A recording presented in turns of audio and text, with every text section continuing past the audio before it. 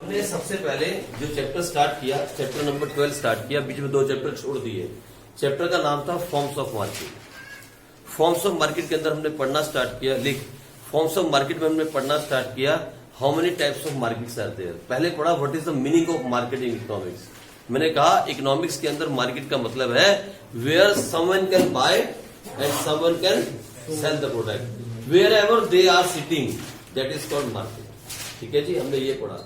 फिर हमने कहा मार्केट 2 तरह की होती है, एक परफेक्ट कंपटीशन मार्केट और दूसरी इम्परफेक्ट कंपटीशन मार्केट। फिर हमने कहा इम्परफेक्ट कंपटीशन मार्केट भी 3 तरह की होती है, एक मोनोपोली, दूसरी मोनोपोलिस्टिक और तीसरी ओलिगोपोली। ये कहा। फिर हमने पढ़ना स्टार्ट किया what is the meaning of perfect competition market. तो हमने कहा 4 बड़ी बातें दिमाग में रख लो। कौन सी 4 बड़ी बातें? Number 1, very large number of, number 2, selling homogeneous product, number 3, price is fixed by the, number 4, form is the not the price। 4 बातें परफेक्ट कंपटीशन मार्केट की, 4 बड़ी बड़ी बातें। Very large number of buyers and sellers, selling homogeneous product, price is fixed by the industry, form is the price taker not the price maker. कहानी खत्म। Definition of perfect competition market हो गई खत्म। फिर हम आए features and implications on perfect competition market. पहला feature हमने पढ़ा very large number of buyers and sellers. जो डेफिनेशन में था वही फीचर में था, क्या? Very large number of buyers and sellers. हमने कहा सुनो इधर, in perfect competition market there are very large number of buyers and sellers, very large. Implication, इससे होगा क्या? इम्प्लीकेशन मीन्स इस फीचर का फायदा क्या होगा। द मीनिंग ऑफ इम्प्लीकेशन क्या होता है, इसका फायदा क्या होगा। इम्प्लीकेशन ये है where there are large number of buyers and sellers in that kind of market, one seller और few sellers can not influence the supply of the market. यानी किसी चीज को बेचने वाले अगर करोड़ों लोग हैं, अगर 4 लोग उसका स्टॉक भी कर ले तो उसकी सप्लाई पे कोई असर नहीं पड़ने वाला। और ऐसे ही similarly if there are large number of buyers, if few buyers will go away, it will not affect the demand of the commodity. ये मैंने समझाया था, दैट वाज द इम्प्लीकेशन। इस चैप्टर के अंदर फीचर्स के साथ साथ इम्प्लीकेशन पढ़ने की बहुत सख्त जरूरत है। फिर मैंने दूसरा फीचर पढ़ाया, क्या था second feature? Selling homogeneous product. What is the meaning of homogeneous? Exactly in the same shape, same size, same quantity, same weight. तो फीचर क्या है इस मार्केट का? The feature of this market is that we are selling homogeneous product in this kind of market. Implication, इससे होगा क्या? इससे होगा ये, nobody can charge you extra money. सबके पास जब एक जैसा सामान होगा, nobody will charge you extra money. If you will try to charge you extra money, you will not pay, number 1। If you will charge less money then others, he will make loss. जब सबके पास एक जैसा सामान है तो सबकी cost of production भी सेम होगी। अगर कोई आपसे कम पैसे में बेचने की कोशिश करेगा तो उसका क्या होगा? उसको लॉस हो जाएगा, ज्यादा में वो बेच नहीं पाएगा क्योंकि प्रोडक्ट एक जैसा है। That is the implication. फिर हमने तीसरा बड़ा पढ़ा, तीसरा क्या था? Free entry and exit of the firm. यानी ये एक ऐसी मार्केट है जिसमें कोई भी आना चाहे वो आ सकता है, कोई भी जाना चाहे वो जा सकता है। That is the feature. Implication, इससे होगा क्या? इससे ये होगा अगर कुछ लोग मार्केट के अंदर एबनॉर्मल प्रॉफिट कमाएंगे तो बाहर बैठी हुई फर्म क्या हो जाएगी?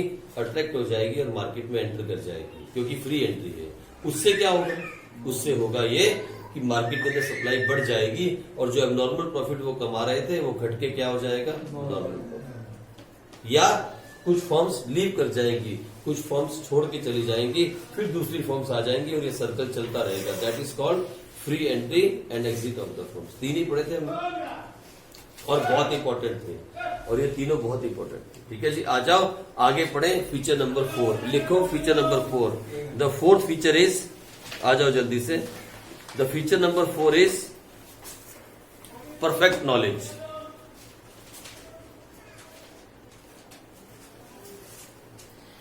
The feature number 4 is perfect knowledge about the market।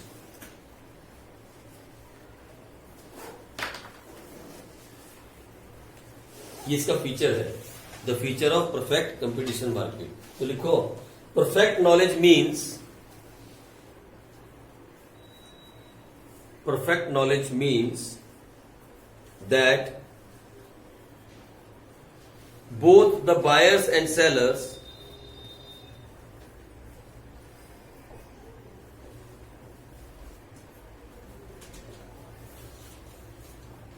are fully informed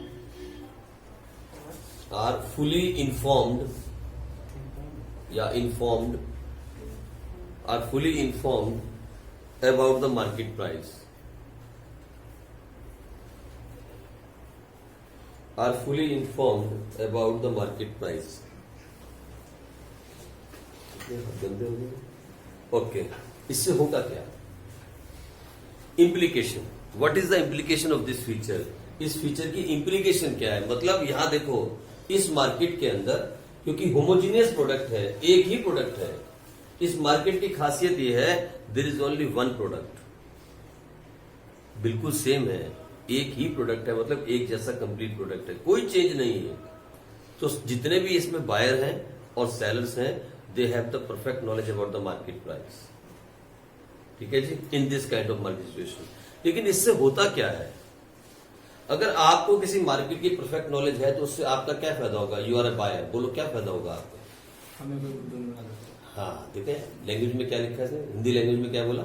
हमें कोई बुद्धू नहीं बना सकता. मतलब बुद्धू कैसे बनाते हैं हमें? प्राइस बढ़ा के. बिल्कुल सही कह रहे हो. He has got the point. कितना सही पॉइंट है देखो. यानी nobody can over chargers. अच्छा, अगर आप सेलर हो तो बायर वाली बात की, कंज्यूमर वाली. If you are selling something and you have the perfect knowledge, फिर क्या हो सकता है? ये तो बायर वाली बात आपने बिल्कुल सही कही. हमें कोई बुद्धू नहीं बना पाएगा अगर हमें परफेक्ट नॉलेज है. अगर आप सेलर हो और आपके पास परफेक्ट नॉलेज है तो उससे क्या होगा? उससे भी आप इतना प्राइस बढ़ा सकते हो जितना किसी को शक ना हो. ना बढ़ा सकोगे ना घटा सकोगे. सेम प्राइस हम कुछ नहीं कर सकते. ठीक है जी, क्योंकि सामने वाला पूरी नॉलेज के साथ आएगा. तो लिखो जल्दी से इम्प्लीकेशन. लिखो इम्प्लीकेशन फटाफट.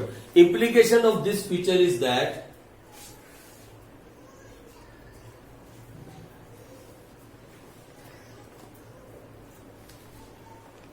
दोनों तरफ लिखते हैं. पहले सेलर का. If a seller want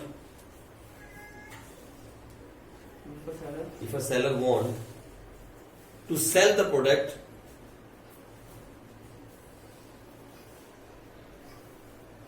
on a higher price,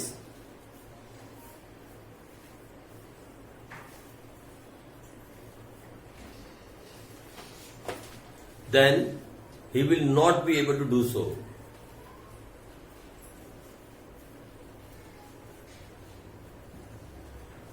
He will not be able to do so. बोलो क्यों? Because the product is homogeneous. Because the product is homogeneous and बोलो दूसरा point. And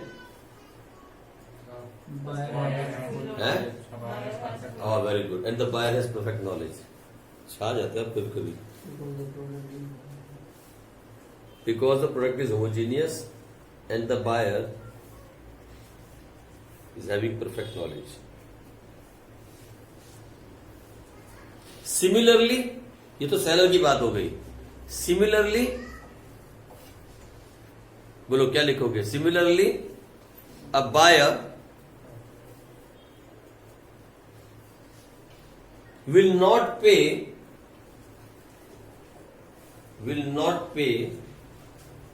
the extra amount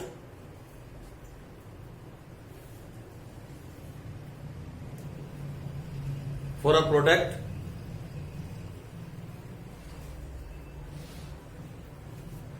क्यों नहीं करेगा बताओ? Because he is having the perfect knowledge about the market.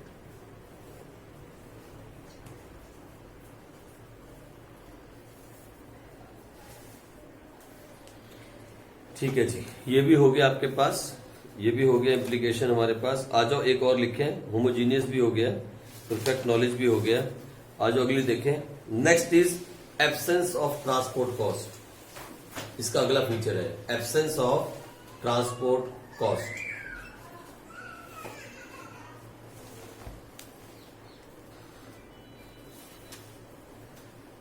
अब देखो मेरी बात सुनो, मैं क्यों कहता हूं कि मार्केट एग्जिस्ट नहीं करती। आप सोच के देखिए, मान लो थोड़े टाइम के लिए मान लो कि जो गेहूं है, गेहूं wheat, that is homogeneous product. ठीक है, मान लेते हैं कि वीट की एक ही क्वालिटी आ रही है पूरे हिंदुस्तान में, ऐसा हम मान के चलते हैं फॉर द टाइम, एज्यूम करो। ठीक है, मुझे बताओ अंबाला में जो वीट प्रोड्यूस होगी, क्या वो सारी की सारी अंबाला में बिक जाएगी? वो जो दिल्ली में प्रोड्यूस होगी वो सारी दिल्ली में बिक जाएगी? तो फिर यूनिफॉर्म प्राइस कैसे हो सकता है? We are talking about same price, यही बात कर रहे हैं ना तब से। यूनिफॉर्म प्राइस मार्केट में हो ही नहीं सकता भाई, सेम प्राइस हो नहीं सकता। कोई चीज अगर आपने प्रोड्यूस की, उसकी कॉस्ट ऑफ प्रोडक्शन अगर 10 रुपए आई और उसको आपने यहाँ पे अंबाला में लाके बेचना है, तो ट्रांसपोर्ट नहीं दोगे क्या? देनी पड़ेगी ना ट्रांसपोर्ट। तो 10 की चीज अपने आप कितने में हो जाएगी? मान लो आप पेट्रोल की बात करते हो ना, पेट्रोल की, चलो सर पेट्रोल मान लेते हैं, व्हाइट पेट्रोल आता ही नहीं, वो जो पेट्रोल है वो परफेक्ट कंपटीशन मार्केट में आ गया है। Petrol is a uniform product. सारी गाड़ियों में जो भी पेट्रोल कार्स हैं, सबके अंदर एक जैसा पेट्रोल डलता है, चाहे वो बाइक हो, चाहे आपकी वो एक्टिवा हो, चाहे आपकी वो गाड़ी हो, एक जैसा डलता है पेट्रोल। आपने देखा पेट्रोल का प्राइस? यहाँ पे कम है। क्या पेट्रोल का प्राइस पूरे देश में एक है? रीजन क्या है उसके पीछे? उसके पीछे रीजन क्या है मालूम है आपको?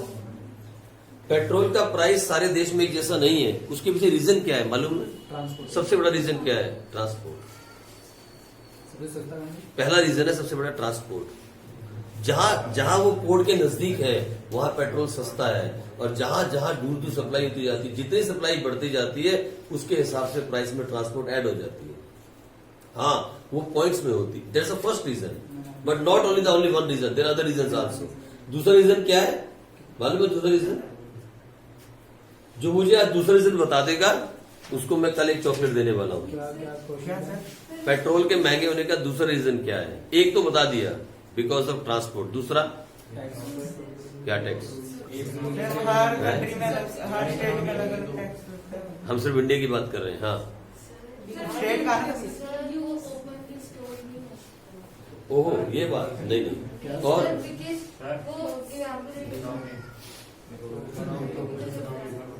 आपने अकाउंट में उसका पढ़ा है, इतना बता देता हूँ। जीएसटी हैं? हाँ, क्या क्या है? जीएसटी आ रहा है। क्योंकि पेट्रोल जो है ना वो जीएसटी से बाहर है, वो अभी भी जीएसटी से बाहर है। सुनो मेरी बात सुनो, पता है क्या है इधर, ओए सुनो मेरी बात।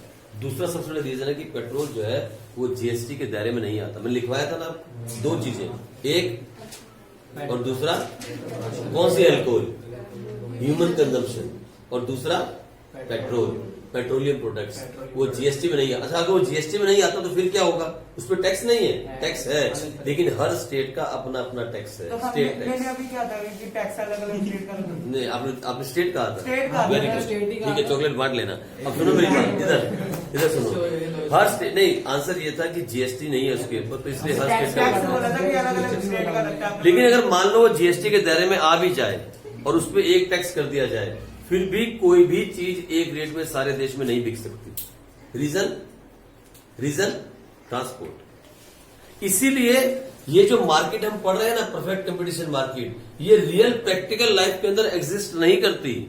ये रियल में ऐसी मार्केट कोई हो ही नहीं सकती जहां ट्रांसपोर्ट कॉस्ट नहीं हो, क्योंकि ट्रांसपोर्ट कॉस्ट के लगते ही यूनिफॉर्म प्राइस वाला जो मेथड है वो टूट जाएगा। हम बोल रहे थे ना फिक्स प्राइस, लिखा था ना आपने point number 3, fix price and price is fixed by the industry. वो लाइन टूट जाएगी, वो एजम्पशन जीरो हो जाएगी इसके बोलते ही। तो इसीलिए लिखो इसके अंदर, there is no transportation cost, there is no transportation cost in perfect competition market.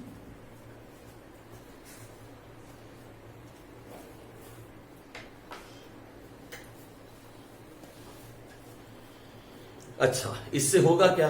Implication क्या है? ऐसा एज्यूम करके चल रहे हैं, तो इससे इंप्लीकेशन क्या होगी? तो लिखो, firms do not have to spend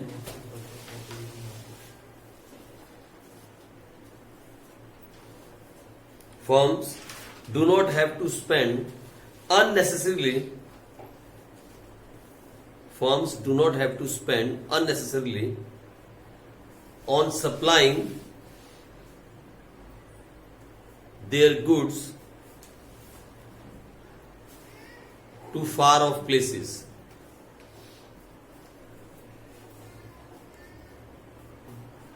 To far off places. So the firm can only sell its products in nearby places.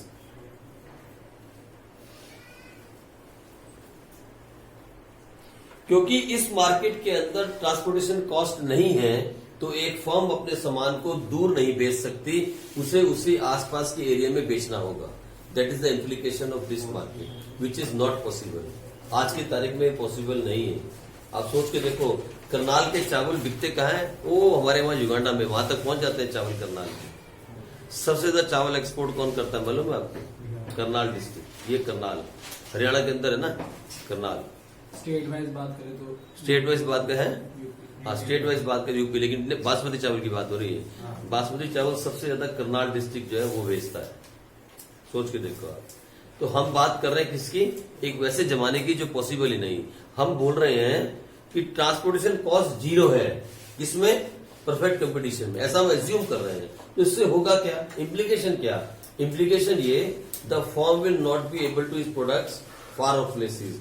Firm has to sell the product nearby places. ठीक है जी, that is implication. लिखो अगला, next लिखो, lack of selling cost. Lack of selling cost.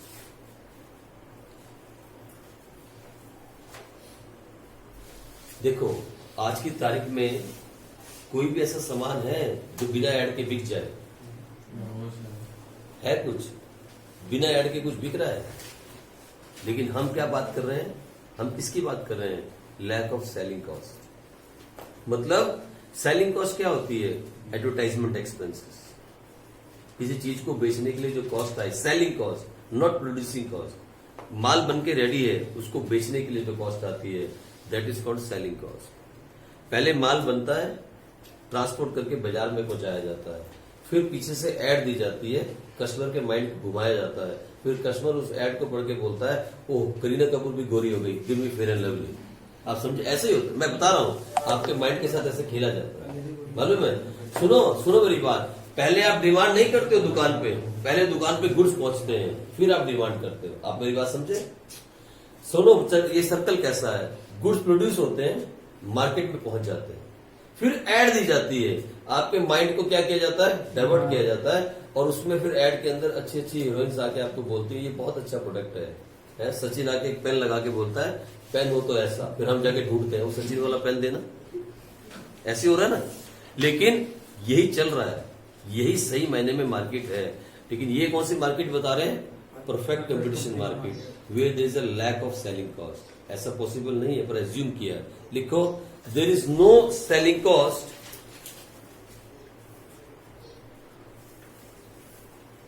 There is no selling cost. Selling cost के bracket में लिख लो advertisement. There is no selling cost of the product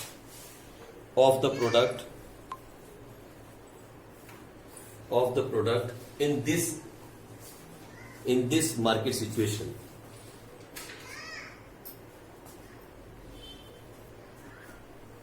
Because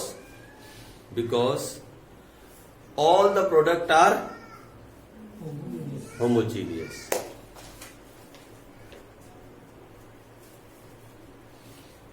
अच्छा, एक बात मैं बताऊं, आपने कभी आज तक गेहूं की ऐड आते हुए देखा है? आटे ही देखे. आटा तो अलग हो गया, मैं गेहूं की बात, गेहूं से बनता है ना, कणक जी से बात करते हैं ना. कभी गेहूं की ऐड आती देखी आप? चावल की तो देखी होगी. उसका बीज भी आती है, उसका बीज भी आते हैं. उसकी आती है, वो आने लगी होगी, मैंने देखी. लेकिन गेहूं की ऐड नहीं आती, मालूम है? हम ऐसा गेहूं को मान के चलते हैं कि गेहूं एक होमोजीनियस प्रोडक्ट है, उसकी ऐड नहीं आती. एक ही ऐसी चीज की मैंने ऐड नहीं देखी आज तक, और वो है वीट की ऐड. हाँ, आटे की देखी है, क्योंकि हम आटा खाते हैं, वीट नहीं खाते. बनता तो वो वीट से है, लेकिन वीट की ऐड नहीं आती. बाकी हर चीज की ऑलमोस्ट ऐड आती है. तो हम इसलिए बोल रहे हैं कि यहाँ परफेक्ट कंपटीशन मार्केट के अंदर हम ऐसा एज्यूम करके चले, इसका फीचर है ये, there is no advertisement cost. क्यों? क्योंकि सारे प्रोडक्ट एक जैसे हैं। अगर इसकी दुकान से नहीं खरीदा तो इसकी से खरीद लोगे भाई, एक ही जैसा प्रोडक्ट है। यहां फेयर एंड लवली के साथ किसी का कंपटीशन नहीं है, सब एक जैसे हैं। All products are same, so there is no selling cost, there is no selling cost. ठीक है, चलो आगे लिखो प्रोडक्ट जल्दी से। इसकी इंप्लीकेशन क्या, व्हाट इज द इंप्लीकेशन, इससे होगा क्या? There is no need for the firm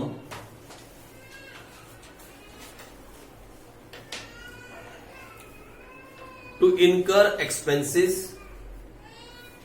इनकर समझते हो ना, अकाउंट्स का वर्ड है INCUR, to incur expenses on selling cost, on selling cost, because all the products are identical which are being sold by the firms. All the products are Identical means homogeneous.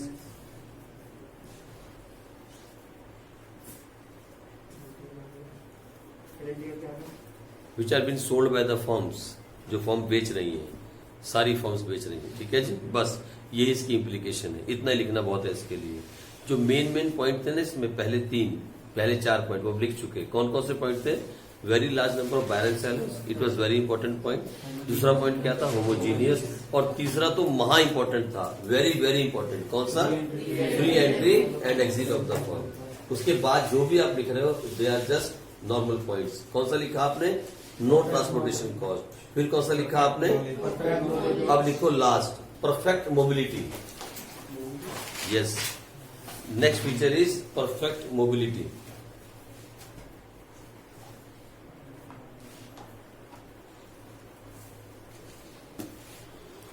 The factors of production,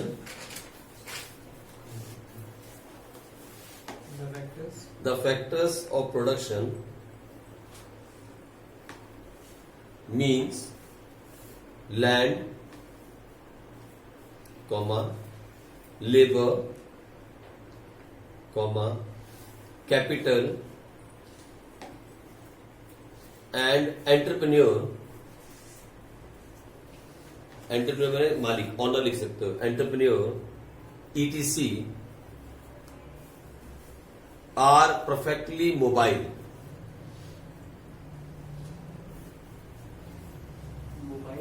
मतलब कहीं भी मिल जाते हैं, perfectly mobile. So there is no geographical restrictions, there is no geographical restrictions on their movement. They are free to move to the industry where they get the best price. They are free to Move to the industry where they get the best price.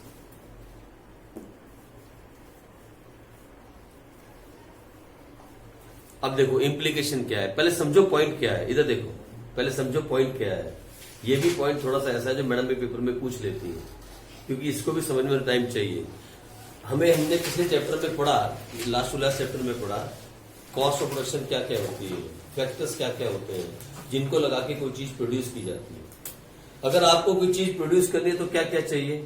सबसे पहले land चाहिए ना land आपको। फिर क्या चाहिए? Labour चाहिए। फिर क्या चाहिए? मशीन्स चाहिए। इन सबको हम क्या बोलते हैं? Factors of production. जिन चीजों को लगा के हम किसी चीज को प्रोड्यूस करते हैं, they are called factors of production. Perfect competition market के अंदर जो फैक्टर्स ऑफ प्रोडक्शन है, दे आर परफेक्टली मोबाइल। वो कहीं भी जाके कहीं भी काम कर सकते हैं, उनके लिए कोई बंदिश नहीं है, कोई रिस्ट्रिक्शन नहीं है। कौन से मार्केट में?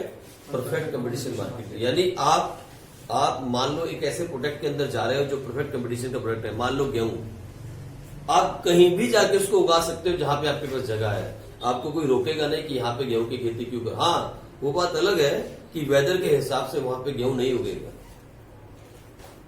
लेकिन आपको कोई मना नहीं कर सकता कि आप यहाँ पे इसकी खेती क्यों कर रहे हो। कोई मना कर सकता है? नहीं कर सकता। आप एंटरप्रेन्योर हो, मतलब आप ऑनर हो, आपके पास पैसा है, आप जहां चाहो वहां जाके फैक्ट्री खोल सकते हो। सेम प्रोडक्ट बनाना है आपको। प्रोडक्ट कौन सा बनेगा? होमोजीनियस। आप जहां चाहो वहां जाके काम शुरू कर सकते हो। So factors of production in this kind of market are perfectly mobile. Wherever they want to move in they can go in, there is no restriction, मतलब बंदिश नहीं है, रेस्ट्रिक्शंस बिल्कुल भी नहीं। ठीक है जी, ये इसका फीचर है। तो इम्प्लीकेशन क्या होगी? लिखो implication. The implication of this feature is that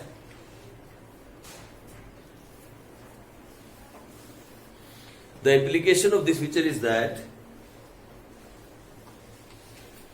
the goods and the factor of production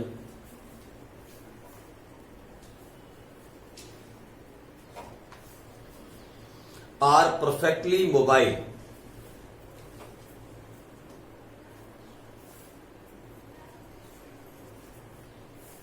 So the equilibrium between the price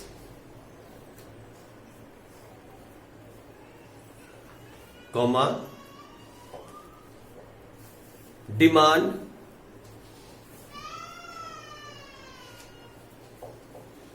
comma supply and factors can be maintained.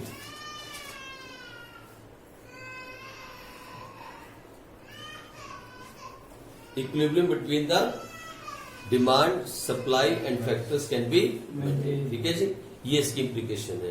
यहाँ पे ये खत्म हुआ, पहला वाला मार्केट खत्म हुआ। कौन सा मार्केट था ये? Perfect competition market. इसके कितने फीचर पढ़े आपने? कितने हो गए? नहीं, 7 हुए। सबसे पहला फीचर क्या था? दूसरा फीचर, तीसरा फीचर, चौथा फीचर, पांचवा फीचर, छठा फीचर, सातवां फीचर। ओके, दोबारा स्टार्ट करते हैं। सबसे पहला फीचर था very large number of buyers and sellers. दूसरा फीचर हमारे पास क्या था? Selling homogeneous product. तीसरा फीचर हमारे पास क्या था? Free entry and exit of the firm. चौथा फीचर क्या था? परफेक्ट नॉलेज, बायर को भी और सेलर को भी। पांचवा फीचर क्या था? No transportation cost. छठा फीचर नो सेलिंग कॉस्ट। और सातवां फीचर परफेक्टली मोबाइलिटी। ठीक है जी, परफेक्टली मोबाइल या परफेक्ट मोबिलिटी, जो भी आप कह सकते हो। भाई 7 फीचर थे, पहले 4 बहुत इंपॉर्टेंट थे। क्वेश्चन क्या आता है पेपर में? एक्सप्लेन या फिर राइट या डिफाइन द फर्स्ट 4 फीचर्स या any 4 features and it's implication. ये क्या सीरियल है क्या? नहीं, कुछ भी दे सकते हैं मैडम, सीरियल वाइज नहीं, आगे भी लिख सकते हैं आप। वो बोलेगी any 4 features and it's implication. Features नहीं पूछे जाएंगे, इम्प्लीकेशन के नंबर होंगे।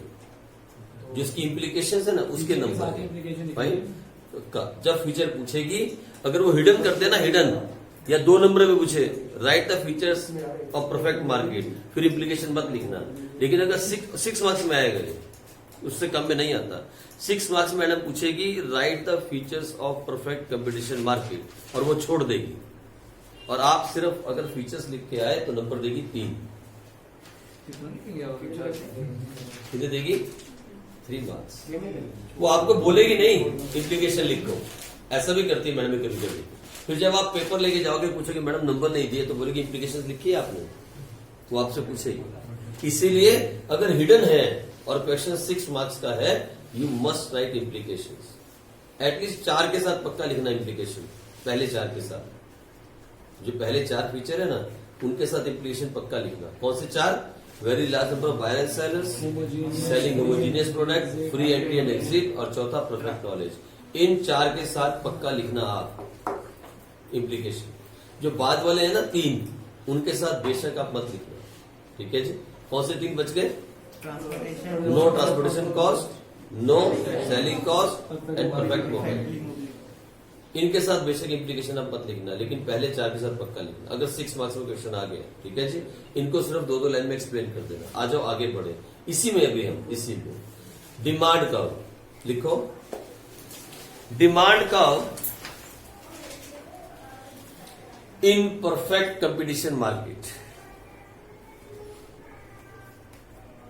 मैं देखना चाहता हूं कौन से बच्चे को याद है मैंने उस चैप्टर में आपको डिमांड कब बताया था। डिमांड कब बताया था कौन से चैप्टर में? आप याद करो कौन से चैप्टर में। इससे पिछले रेवन्यू से पिछले चैप्टर करवाए। क्या अच्छा तूने नहीं करवाया, तू था नहीं एब्सेंट था। बोलो डिमांड कब किसे बोलते हैं? AR कब? एवरेज अच्छा वेरी गुड। परफेक्ट कंपटीशन के अंदर AR कैसा होता है? AR तो डिमांड कब कैसा बना था? वो तो ठीक है लेकिन कैसा बना था याद है? भूले तो नहीं, इसलिए चैप्टर लिंक्ड है आपस में। वहां करवाया था ना हमने उसको थोड़ा सा, और मैंने कहा था आगे पढ़ेंगे। तो लिखो डिमांड कर्व इन परफेक्ट कंपटीशन मार्केट, टॉपिक का नाम डिमांड कर्व इन परफेक्ट कंपटीशन मार्केट। लिखो AR curve is called demand curve. भूल मत जाना, मैंने वहां भी लिखवाया था। AR का मतलब एवरेज रेवेन्यू है ना।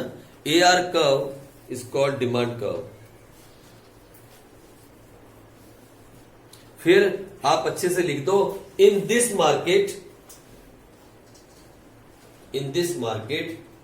डिमांड कर्व इज इंडिकेटेड, बोलो ना कैसा था? Is indicated by horizontal straight line parallel to X axis. ये था हमारा डिमांड का। और पता मैंने क्या लिखा था यहाँ पे? AR is equal to MR। Even MR भी सेम होती है। ये है परफेक्ट कंपटीशन मार्केट। किसी को याद है इसका शेड्यूल? किसी को इसका शेड्यूल याद है? बोलो इसका शेड्यूल क्या था? बोलो जल्दी से फटाफट। सबसे पहले क्या लिखा था आपने? इसमें प्राइस क्या था? एक मिनट, ये प्राइस 5-5-5 क्यों है? इस मार्केट बोले तो पहले, इस मार्केट में प्राइस 5-5-5 क्यों है? क्या होता है इसके अंदर? प्राइस नहीं रहता है। नहीं, प्राइस कांस्टेंट रहता है, चाहे हम जितनी मर्जी वो सेल करेंगे। पढ़ रहा है बच्चा यार, मैं सोचता हूँ पढ़ता नहीं है, पढ़ रहा है। अच्छा, उसके बाद आउटपुट सोल्ड लिखा करो, सोल्ड। हाँ क्या हो रही है? यानी हम अपनी सेल जितनी मर्जी बढ़ा सकते हैं इसके ऊपर। फाइन। उसके बाद क्या निकाला था आपने, याद है? TR। फिर क्या निकाला था? फिर क्या निकाला था? ये देखो TR क्या आया था? 5, 10, 15, 20 और 25। और AR क्या होता है? AR TR divide by output. 5, 5, 5, 5, 5। और MR क्या होता है? पहली MR 5, 10 में से 5 गया 5, 15 में से 10 गया 5, 20 में से 15 गया 5, 25 में 20 गया 5। इसलिए हम कहते हैं AR is equal to MR, AR is equal to price. देख रहे हो? यही लिखवाया था ना, यही था परफेक्ट कंपटीशन मार्केट का शेड्यूल। जब हमने वहां रेवेन्यू का चैप्टर किया था, जो बच्चे नहीं थे वो इसको बना लो। दिस इज द शेड्यूल है, लिख लो इसको और बना लो फटाफट। अगर आप नहीं थे तो आप इसको बना लो, ठीक है? ये शेड्यूल बनाना पड़ेगा इस पॉइंट में, और ये डायग्राम बनाना पड़ेगा। भाई ये AR जो है यही MR के इक्वल है, और ये दोनों किसके इक्वल है? प्राइस के इक्वल। आप खुद देख लो, AR is equal to MR is equal to price. कौन से मार्केट के अंदर? परफेक्ट कंपटीशन मार्केट के अंदर। ऐसा क्यों है? इसके पीछे का रीजन क्योंकि प्राइस कांस्टेंट है। प्राइस कांस्टेंट क्यों है? उसके पीछे का रीजन क्योंकि परफेक्ट कंपटीशन मार्केट है। यहाँ पे प्राइस एक बार फिक्स किया जाता है। और कौन फिक्स करता है? सारे रीजन आपके सामने आ गए। This is the complete reason. पूरा लिखना पड़ेगा आपको, ये चीज आपको पूरी लिखनी होगी, तभी मार्क्स मिलेंगे। वो पूछ सकते हैं। और हाँ, कई कई किताबों के अंदर उसको फीचर में ऐड करके भी दिखा रखा है। This is the 8th feature. आई बात समझ में? 7 फीचर पढ़े थे ना आपने, तो आप इसको लिख दो द 8th फीचर, वहां पे 8वां फीचर। कभी कभी आपको फीचर्स में भी पूछ सकते हैं। मैडम पूछेगी the AR is equal to MR is equal to price, explain this feature of perfect competition market. और आप फिर सर को गाली निकालोगे, सर ने तो फीचर में करवाया नहीं। इसलिए बता दे रहा हूं, कभी कभी मैडम इसको 8वां फीचर मान लेती है, 8th फीचर। ठीक है जी, वो पूछ सकती है आपसे ये फीचर एक्सप्लेन करो। तो फिर उस काम में क्या करोगे? एक बनाओगे डायग्राम, और साथ में 4 लाइनें लिखोगे। ठीक है जी, जो मैंने भी आपको लिखवाया, इन this kind of market situation